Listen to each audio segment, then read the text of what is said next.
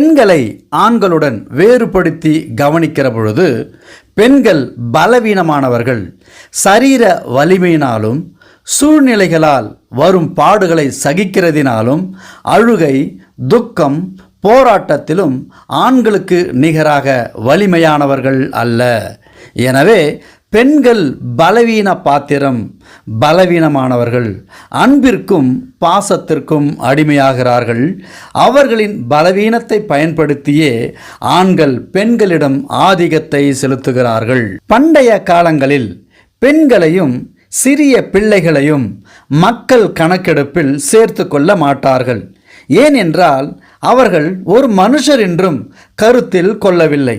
ஆண்டவராகிய இயேசு முதல் வார்த்தை திரளான மக்களின் மீறுதலுக்கு தேவனிடத்தில் அவர்களை மன்னிக்க கேட்டார். இரண்டாவதாக தனி மனிதனின்